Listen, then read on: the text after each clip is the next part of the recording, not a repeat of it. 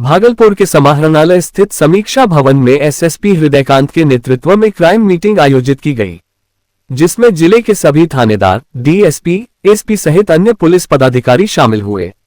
इस दौरान एसएसपी ने लंबित मामले, साइबर ठगी और पुलिसिंग व्यवस्था को बेहतर करने को लेकर दिशा निर्देश दिए। साथ ही थाने में रखरखाव को लेकर भी कई दिशा निर्देश दिए। मामले को लेकर एसएसपी हृदयकांत ने बताया कि स्मार्ट सिटी में पुलिस व्यवस्था भी स्मार्ट रहे, जिसको लेकर सभी बिंदुओं पर पुलिस कर्मियों को दिशा निर्देश दिया गया है। शहरी और ग्रामीण क्षेत्रों में गश्ती में सुधार लाने के लिए थाना में रखरखाव, लंबित कांड का तत्काल अन्वेषण करके समय पर पोस्ट करना और कोर्ट में भी गवाही करवाना जैसे कई बिंदुओं पर थाना प्रभारी और वरीय पदाधिकारी को निर्देशित किया गया है। उन्होंने आगे बताया कि उम्मीद है कि पुलिसिंग व्यवस्था में जल्द ही और भी सुधार हो जाएगा। सभी अनुसंधानकर्ता को पर्सनल डायरी मेंटेन करने को कहा गया है। साइबर ठगी के लिए दिए निर्देश के सवाल पर कहा कि उनके लिए भी निर्देश दिया गया है। सूचना मिलने पर तत्काल कार्रवाई करने के लिए निर्देशित किया गया है। साथ ही जागरूकता फैलाने के लिए भी अभियान चलाने की बात उन्होंने कही है। लंबित मामलों के लिए विशेष टीम बनाकर पुलिस लाइन में ही केंद्र अन्वेषण बनाकर जल्द ही निपटारा किया जाएगा। मुख्यालय से जो अभी दिशा निर्देश आते हैं उनका अनुपालन किया जाएगा। यहाँ की पुलिस व्यवस्था भी स्मार्ट है, उसी संबंध में सभी थाना प्रभारियों को और बड़े पदाधिकारी को दिशा निर्देशित किया गया है। शहरी क्षेत्र में और ग्रामीण क्षेत्र में गश्ती में सुधार के लिए थाना पर रखरखाव, अपने कर्मियों के टर्नआउट, लंबित कांड जो है उनका तत्काल अन्वेषण करके उसका चार्जशीट समर्पित करना, कोर्ट में भी गवाही करवाना, इन बिंदुओं पर कई बिंदुओं पर उन लोगों को आवश्यक दिशा निर्देश दिए गए हैं और उम्मीद है कि बहुत जल्दी पुलिसिंग में और भी सुधार देखने को मिलेगा। सभी अनुसंधानकर्ता को अपने पर्सनल डायरी मेंटेन करने के लिए कहा गया है, ताकि दिन भर के उनका कार्यकलाप क्या है उसको वो नोट करें और वरीय पदाधिकारी है उसका अच्छे ढंग से अनुसरण करें। साइबर अरेस्ट और साइबर ठगी को लेकर भी किसी तरह से उनके लिए भी निर्देश दिया गया है, ताकि जो भी पीड़ित व्यक्ति है तो उनकी सूचना मिलते ही तत्काल कार्रवाई की जा सके और उनके बीच में जागरूकता फैलाने के लिए भी अभियान चलाने के लिए कहा गया है। लंबित मामले के लिए भी कार्रवाई की जाएगी। जो भी मामले लंबित है उसके लिए विशेष टीम बना के और पुलिस लाइन में ही एक केंद्रीय अन्वेषण कक्ष जल्दी ही खुलने वाला है। वहाँ पर उन लोगों को आईओ को बुलाया जाएगा, उनको प्रशिक्षण भी दिया जाएगा। जो लोग को केस डायरी लिखने में दिक्कत होती है उनको केस डायरी लिखवाया भी जाएगा और उसका चार्जशीट देंगे। एचएमपीवी वायरस को लेकर भागलपुर में स्वास्थ्य विभाग के साथ सदर अस्पताल अलर्ट मोड में है। एचएमपीवी वायरस के आने से लोगों में थोड़ा भय का माहौल देखा जा रहा है। खासकर जिनके घर में छोटे छोटे बच्चे हैं वे सावधानी बरत रहे हैं। हालांकि भागलपुर में इस वायरस से संक्रमित मरीज नहीं मिले हैं। भागलपुर सदर अस्पताल के प्रभारी चिकित्सा पदाधिकारी डॉक्टर राजकुमार ने लोगों से सावधानी बरतने की अपील की है। कल स्वास्थ्य विभाग बिहार सरकार की तरफ से एक आई है जिसमें हम लोग कहते हैं ह्यूमन मेटानिमो वायरस कहते हैं, जो कि वह खासकर बच्चों के लिए बोला गया एहतियात बरतने के लिए कि 2 साल से कम बच्चे और जो बूढ़े हैं जिनकी इम्यूनिटी थोड़ी कमजोर है तो उनको खासकर ध्यान देना है और पब्लिक वाले भीड़ भाड़ वाले जगह में नहीं जाना है। जिस तरह पहले कोरोना में एहतियात बरतते थे हम लोग की मास्क लगाते थे, दूरी मेंटेन करते थे, तो वो चीज मेंटेन करें और बच्चे को अननेसेसरली जो है भीड़ भाड़ वाले इलाके में नहीं ले जाए। मेनली जो अभी सिम्टम्स बताए जा रहे हैं इसमें सांस लेने में दिक्कत है, सर्दी है, बुखार है और खांसी है। भागलपुर में एक बार फिर से भाजपा के जिलाध्यक्ष संतोष साह को बनाया गया है। दोबारा जिला अध्यक्ष चुने जाने के बाद भागलपुर में भाजपा युवा मोर्चा की ओर से रैली निकाली गई। रैली में भाजपा के नेता शाहनवाज हुसैन शामिल हुए। संतोष साह दोबारा से पार्टी के द्वारा भरोसा जताए जाने पर धन्यवाद दिया। वहीं भाजपा नेता शाहनवाज हुसैन ने कहा कि संतोष साह के नेतृत्व में भाजपा भागलपुर में बेहतर प्रदर्शन करेगी। में और राष्ट्रीय नेतृत्व और हमारे भागलपुर से जो हमारे माननीय शाहनवाज हुसैन साहब, यहाँ माननीय विधायक ललन जी, पवन जी, डॉक्टर एनके यादव सहित कोर कमेटी के मेंबरों ने जो हम लोगों पर और प्रदेश और राष्ट्रीय नेतृत्व ने भरोसा जताया है और दूसरी बार जो जिला अध्यक्ष के रूप में मेरा मनोनयन हुआ है, मैं हृदय की गहराई से प्रदेश और राष्ट्रीय नेतृत्व को धन्यवाद करना चाहता हूं और उन्होंने जो हम पर उम्मीद जताई है 100% खड़ा उतरेंगे और इस बार का लक्ष्य है भागलपुर माने जिला के 5 की 5 सीटें और 2025 में जो हमारा लक्ष्य है 2025 225 उसको पूरा करने के लिए हम लोग एड़ी चोटी लगाएंगे, खून पसीना बहाएंगे।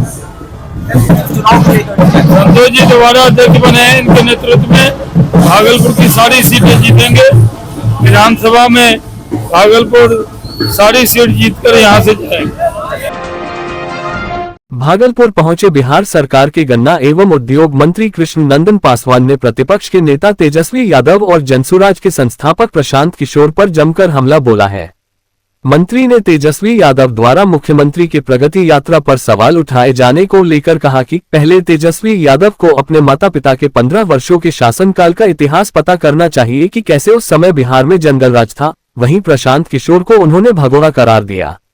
साथ ही कहा प्रशांत किशोर राजनीति में नए हैं, पैसा के दम पर राजनीति करना चाहते हैं, लेकिन बीच में राजनीति छोड़कर भगोड़ा की तरह भाग जाते हैं।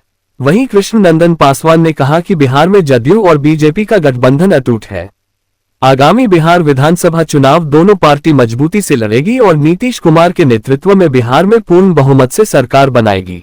देखिए, प्रशांत किशोर जी तो अभी नए राजनीति में आए हैं और काफी पैसे वाले लोग हैं। वो पैसे के बल पर चाहते हैं राजनीति करना, तो पैसा होना अलग चीज है, राजनीति करना अलग चीज है। सस्ती लोकप्रियता हासिल करने के लिए वो छात्रों के साथ कूद जाते हैं और छात्रों के साथ हर तरह से कस्में खाते हैं कि हम साथ रहेंगे। और जब छात्रों से पुलिस छात्रों को आग्रह कर दिया कि आप लोग हट जाइए, तो झोंका झोंकी जो भी हुआ उसमें प्रशांत किशोर जी भाग जाते हैं। तो राजनीति में भागना और राजनीति में भगोड़ा की तरफ भाग जाना, जनता कभी प्रशांत किशोर पर विश्वास नहीं करेगी और प्रशांत किशोर जी उखड़े हुए राजनीति के चेहरे। अभी बताएं, देखिए, तेजस्वी यादव को कुछ कहने के लिए है नहीं और तेजस्वी यादव जी को 15 बरस अपने माता पिता का शासन को याद करना चाहिए। ये बिहार को कितना दुर्गति पहुंचाए थे। एक तरह घोटालों का सरकार चल रही थी, अपहरण उद्योग चल रहे थे और इतना बड़ा घोटाला देश में लालू यादव के माने तरफ से हुआ जो बिहार शर्मसार हो गया। और ऐसे उनके सुपुत्र राजनीति में ऐसा टिप्पणी करते हैं जो शोभनीय नहीं है।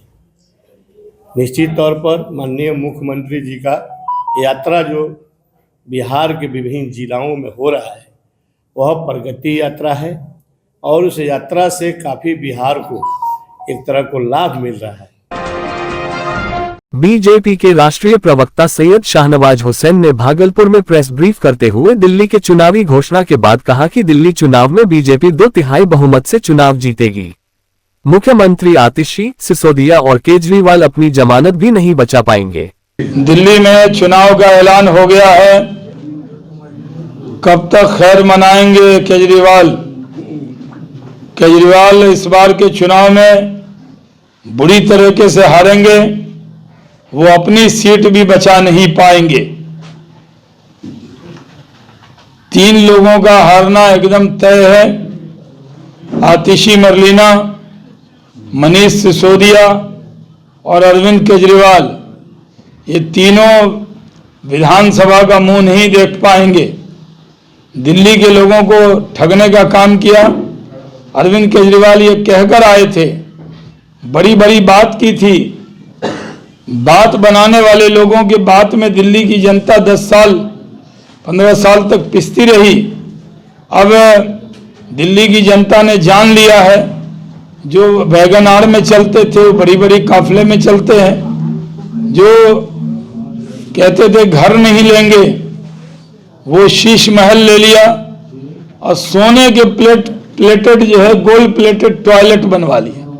अब वक्त आ गया है कि दिल्ली के लोग इस बार जिस तरह लोकसभा के चुनाव में 7 की 7 सीट भारतीय जनता पार्टी को दी, इस बार पूरी तरह भारतीय जनता पार्टी को 3/4 बहुमत से सरकार भारतीय जनता पार्टी की दिल्ली में बनेगी। भागलपुर में बीजेपी के राष्ट्रीय प्रवक्ता सैयद शाहनवाज हुसैन ने पत्रकारों को संबोधित करते हुए प्रशांत किशोर पर जमकर हमला बोला है। उन्होंने कहा कि प्रशांत किशोर इवेंट मैनेजमेंट के आदमी हैं, अब उनकी फंडिंग बंद हो गई है। खुद को मैदान में परखने को लेकर उतरते हैं लेकिन फ्लॉप हो रहे हैं। साथ ही उन्होंने कहा कि 144 साल बाद प्रयागराज में कुंभ मेला का अद्भुत सहयोग आया है। उस बाबत बीजेपी के नेता सैयद शाहनवाज हुसैन ने भागलपुर वासियों से अपील किया कि आप लोग इस बार कुंभ मेला में जरूर जाएं। कोई दिक्कत और परेशानी हो तो मुझे फोन करें या मेरा नाम बताएं, तो धार्मिक यात्रा आसान हो जाएगी। उन्होंने आगे कहा कि बिहार में नीतीश कुमार के नेतृत्व में चुनाव लड़ी जाएगी। नीतीश कुमार के नेतृत्व में बिहार में विकास की गंगा बहेगी और बह रही है। 2025 में हम लोग राजद और कांग्रेस का पूरी तरह सफाया कर देंगे और 225 सीट जीतने का दावा किया है। Prashant Kishor event management company चलाते थे। पॉलिटिकल सपोर्ट किसी भी पार्टी को पैसा लेकर उस पार्टी के लिए काम करते थे। अब कोई पैसा नहीं दे रहा, अपने लिए काम कर रहे हैं। और 2024 में उन्होंने उपचुनाव लड़ा 4 जगह। एक जगह मुसलमान कैंडिडेट के नाम पर कुछ वोट आया, एक जगह पासवान कैंडिडेट के नाम पर वोट आया और 2 जगह जमानतें जब्त हो गया। तो उनका गुब्बारा फूट गया। अब जब इवेंट वालों ने कहा कि क्या किया जाए, तो वो छात्रों के कंधे पर चढ़ गए बैताल की तरह और वहां पर चढ़कर राजनीति करने लगे। हम लोग भी विपक्ष में रहे हैं। अगर कहीं धरना देते हैं तो परमिशन लेते कि नहीं? जिला कलेक्ट्रेट में हम धरना देते हैं तो डीएम को लिख के देते हैं। वो गांधी मैदान में टहलने गए और बैठ गए। और जिनके मन में बीपीएससी छात्र के लिए नहीं गए, वो अपनी नौकरी के लिए भटक रहे हैं। वो लोग जानते हैं। कोई दिक्कत हो तो मुझे खबर जरूर कीजिएगा।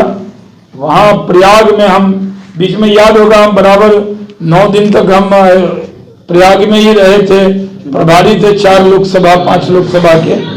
तो मेरा बहुत परिचय।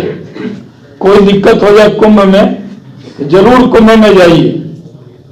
और कोई वहां दिक्कत हो जाए तो मेरा नाम लीजिएगा कि हम शाहनवाज जी के यहाँ से आए हैं, और हमको फोन कर दीजिएगा तो सब दिक्कत को निदान करने की पूरी कोशिश हम लोग करेंगे।